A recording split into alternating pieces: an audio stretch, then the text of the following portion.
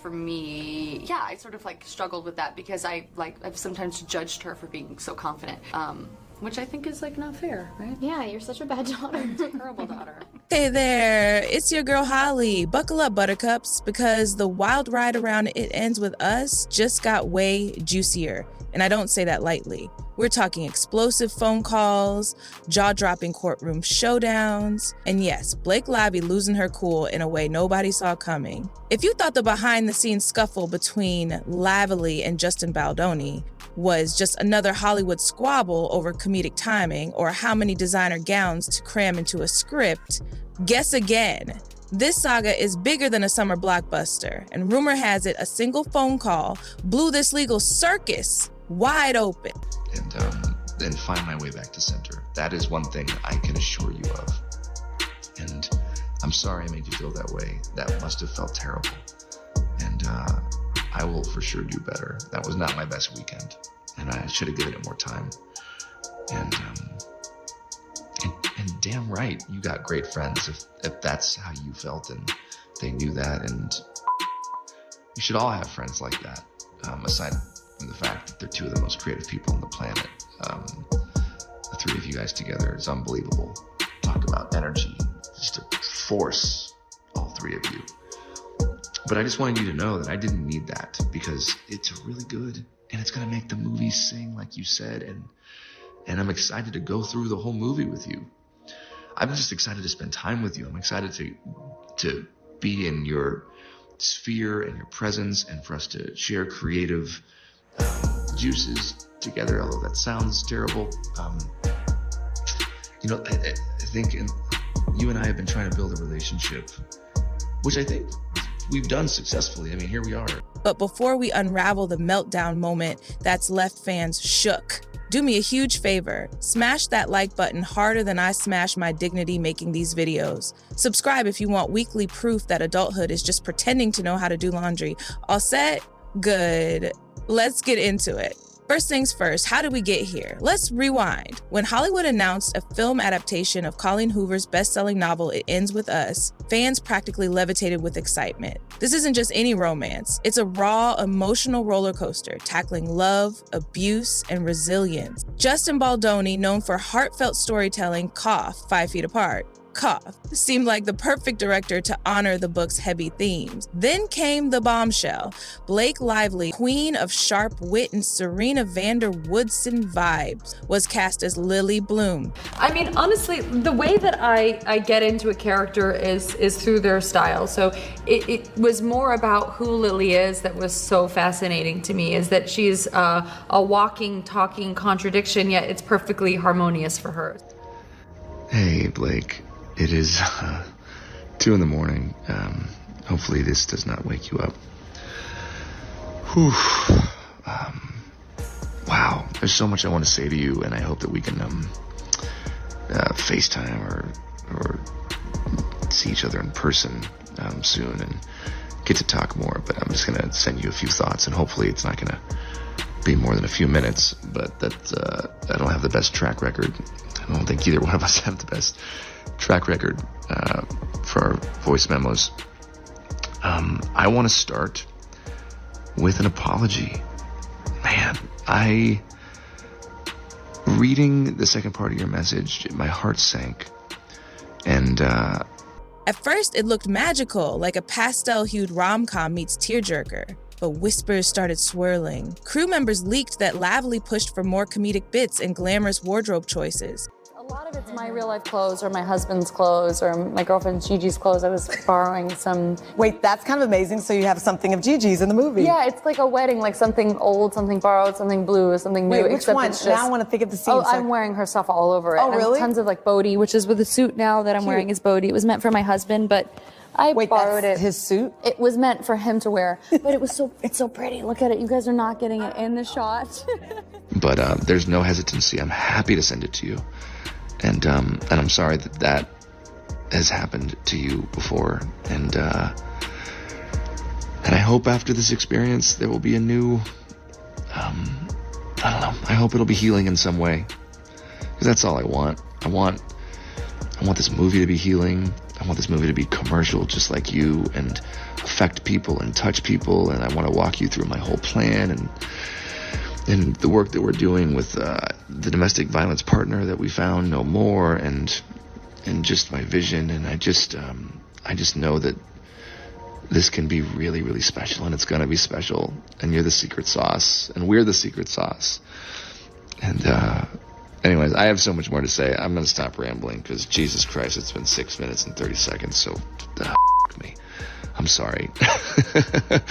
You probably have kids all over you and a baby on your boob, and you're listening to me ramble. I hope you feel better. And give Ryan my love.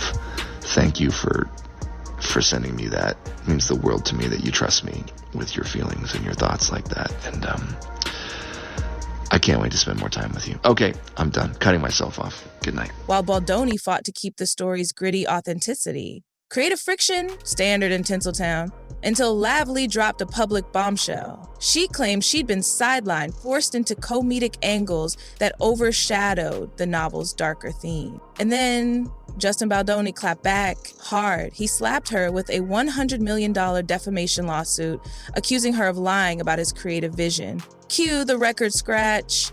Yep, hope the guy who built his brand on compassion suddenly became Hollywood's most unexpected legal gladiator. But wait, it gets messier. All right, detectives, this is where the plot thickens. After Baldoni's lawsuit dropped, the internet became a war zone of leaked texts, shady emails, and a paper trail so messy it'd make a true crime podcaster blush. Let's break it down. First up, the phantom emails. Baldoni's team alleged that Lively's camp doctored communications to make it seem like he pushed for cringy rom-com fluff. But here's the twist. Insiders noticed timestamps didn't match the filming schedule. One email dated March 2023 referenced scenes shot in August 2023. Oops. Then there's the Glittergate contract, a leaked clause supposedly requiring Lively's character to wear no fewer than 15 sequined outfits. Fans went nuclear. Lily Bloom isn't a disco ball. But Baldoni's lawyers argued the document was forged. A producer later admitted, "We never discussed sequins. Ever." Next, the text. Crew members leaked DMs showing Lively loving the comedy tweaks early on. One text read, "The fart joke kills. Keep it." But after test audiences roasted the tonal whiplash, Blake's team allegedly scrubbed her enthusiasm. A grip told Variety she'd laugh hysterically during takes, then blame Baldoni in interviews. The whiplash was, yikes. Cue fan theories. Did Blake panic when fans revolted, then rewrite history? Or was she forced to play the studio's scapegoat? We always tease each other. He was, after I gave birth, he was like, oh my gosh, if I lost you and I, went to the park with our 3 kids, I mean, think of the ladies I can. This is a horrible thing to say. And he's like, I've got a long list. And I was like, oh, really? Because I just have one on my list. I didn't have anyone on my list. And then it wasn't funny anymore. No, it's so much more of a burn. He's like, wait, who? And I was like, think of someone. Bob Newhart. I don't know. Talking like this, me into my phone at 2 a.m, but largely via text and voice note. And I will be honest with you, that is not my biggest strength. I love being with people and being in somebody's space and being face to face, and I feel like that's where I excel, and definitely fallen short at times in our text and voice note exchanges because there's so much to communicate and there's so much happening, and all that to say, I'm just really looking forward to spending time together, and I think that's going to really go a long way for our chemistry, which I believe is there. Has been there from the start, so I was so damn excited when you wanted to do this film. I felt it in the room when we met, and I think it does come from the both of us being hardworking and having a vision and not settling. Now, the piece de resistance, the phone call. Baldoni's lawyers dropped this nuke during a snoozy hearing. Rumor is it's a 20-minute convo between Blake and a producer where she gushes about ditching the book's trauma porn for something fun. He quotes, "Lily needs a makeover montage, and who cares about the abuse subplot? Give me more banter. If real, this torpedoes her I was silenced narrative." But here's the kicker. The call was allegedly recorded by a disgruntled PA who accidentally left a Zoom mic on. Sure, Jan. Tampering with evidence in a $100 million lawsuit, that's not just messy, it's felony-level drama. Legal analyst Dana Sparks told DHR. If proven, Lively's team could face sanctions, fines, or even criminal charges. This isn't a PR game anymore, it's perjury. Meanwhile, PR guru Marcus Lee tweeted, "Blake's relatable mom brand is bleeding out. She needs a Hail Mary, like a tearful carpool karaoke apology." The fallout? Nuclear. Fans dissected every leak like the Zapruder film. TikTok sleuths found a sequin emoji in Baldoni's Instagram bio. Proof? Reddit threads debated whether Blake's Gossip Girl past doomed her. Serena would have forged emails too. But the real tragedy? The book survivors, community, felt betrayed. One fan tweeted, "This was supposed to be our story. Now it's a joke. Will Blake's meltdown become her J-Law Oscars fall moment? Or will Baldoni's nice guy facade crack under scrutiny?" Testing for a show that ended up actually getting picked up and doing very well. And I was one of 2 people, maybe. And then I get a call from my managers and my agent. They were both on the line, which means it's something serious. Right. Either you got the job or there's something wrong. Yeah, no. And they said, "So you were the choice, but the network said that your eyebrows would be too distracting." Oh, what? Oh, no. And then they went like, "So what can we do about your eyebrows?"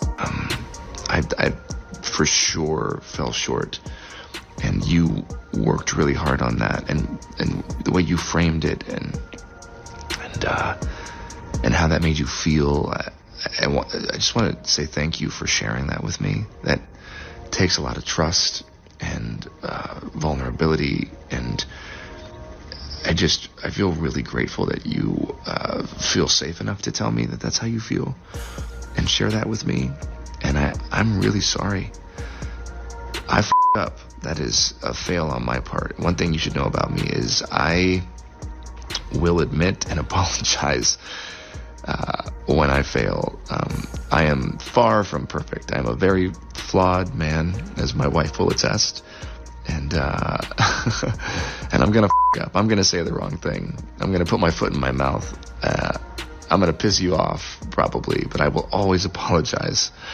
And hey, if this phone call's real, what else is hiding in the cloud? Fast forward to a routine hearing about trial deadlines. Baldoni's lawyers nonchalantly dropped a grenade, a never-before-heard phone call between Lively and a producer. The judge let both teams listen privately. Observers said the room went so quiet you could hear a sequin drop when they emerged. Blake looked shaken. Some say she stormed out, others claim she teared up. Her team called it frustration over out-of-context ambush, but gossip blogs crowned it the meltdown. So what's in the call? Rumor mill says it's Lively gleefully brainstorming comedy scenes while trashing the book's depressing parts. If true, her "I was forced" narrative implodes. But here's the kicker. Baldoni's legal team allegedly has 3 more hours of similar calls. Cue the Oppenheimer soundtrack. You thought this was just a feud between a director and an actress? Think bigger. This is a corporate shadow war. And Disney's pulling the strings. Let's unpack how the Mouse House turned Baldoni's legal battle into a billion-dollar chess game. First, why does Disney care? Simple, Justin Baldoni isn't just directing It Ends With Us, he's helming their live-action Snow White reboot. And honey, Disney's terrified of another John Carter flop. If Baldoni's reputation tanks, their $200 million Snow White investment could implode. So Disney did what Disney does. Deployed their Ohano Squad, a nickname for their elite legal team that makes the Avengers look like amateurs. We're talking Ivy League sharks who fared scandals from pay disparities to alleged churro cart monopolies. Their mission? Keep Baldoni's name squeaky clean, no matter the cost. Disney doesn't just have lawyers, they own the narrative. ABC News suddenly airing puff pieces about Baldoni's charity work, coincidence? Please. Meanwhile, Hulu quietly shelved Blake's 2016 rom-com Cafe Society from its library. A fan tweeted, They're erasing her like Thanos snapped his finger. And let's not forget the bot army. Reddit threads analyzing the lawsuit flooded with pro-Baldoni comments from accounts named SnowBiteFan93 and Loyal to Mickey. One user even posted, "Blake's the real evil queen," before the account poof vanished. But Blake Lively isn't some damsel in distress. She's married to Deadpool, folks. Sources say she called in favors from A-listers, Reese Witherspoon, Ryan Reynolds' meme team, to counter Disney's media blitz. Her Instagram suddenly flooded with throwback clips of her Gossip Girl takedown. Caption, Serena Woodsen versus the world, still accurate. Then came the nuclear meme. Blake posted a selfie wearing a shirt that read, "Not your corporate princess," a shot across Disney's bow. The internet exploded. Hashtag Not Your Princess trended for days, with fans photoshopping her onto classic Disney posters, Maleficent 3, Blake Takes Burbank. Meanwhile, in the real world, Disney stock dipped 4% after the lawsuit went viral. Shareholders screeched, "Fix this mess." Q CEO Bob Iger's emergency Zoom call with Baldoni and Lively, leaked of course by a Disney insider. The alleged ultimatum, "Settle quietly or we bury you both." Blake reportedly fired back, "I'll take you down like I took down Bart Bass." Iconic. But Disney's leverage? A rumored $50 million goodwill penalty in Baldoni's contract if Snow White gets tainted. Translation? He has to play ball. Or lose a fortune. The fan rebellion. Boycott Disney versus Save Snow White. As always, fans got caught in the crossfire. Purists launched Boycott Disney, accusing them of bullying Blake to protect a man. Snow White stands retaliated with Save Our Seven Dwarfs, posting edits of Baldoni photoshopped as Prince Charming. But the wildest twist? Colleen Hoover fans started a GoFundMe to buy back It Ends With Us rights from Disney. They raised $2 million in 48 hours. Until GoFundMe froze it, citing suspicious activity. Disney's lawyers won, fans zero. This isn't just about Blake or Baldoni. It's about who controls art. Disney's playing 4D chess, proving they'll gut a story, sue a star, or meme war the internet to protect their empire. And if Baldoni wins, every director becomes a corporate puppet. If Blake wins, studios panic over unruly talent. But here's the kicker. It Ends With Us is about breaking cycles of abuse, while Disney cycles through abuse of power. The irony's thicker than Mickey's cheesecake. Next time we dive into the Iger tapes, leaked audio of Bob Iger threatening to recast Blake as Ursula's backup dancer if she doesn't settle. Plus, the real reason Snow White's dwarfs were cut, and it's not wokeism. Want more? Smash, like, subscribe, and remember, behind every fairy tale is a studio ready to burn it down. Meanwhile, fans are raging, purists scream, "Stay true to the book," while Lively stands argue, "Blake saved this from being a snooze fest." The irony? The off-screen drama overshadows the movie itself. Will it even be released? Test screenings are paused and investors are sweating. If it does, will audiences care? Or just hunt for evidence in every glittery dress? But let's get real. This isn't just about one movie. It's about power, ego, and who controls the narratives. Lively, a mom of four, an OG queen of chill, now painted as a manipulative diva? Baldoni, the nice guy playing hardball with lawsuits? Hollywood loves tearing down women who dare to want creative control. Yet, what if Blake's right? What if the call was edited? What if she's fighting a system that reduces complex women to hysterical caricatures? The truth, we'll never know. But the spectacle is chef's kiss. All right, drama fam, what's your take? Team Blake or Team Baldoni? Drop it below. Smash like, subscribe, and remember, adulthood is a myth, but Hollywood meltdowns, always real. Stay messy, stay blessed, and I'll catch you in the next dumpster fire. Bye.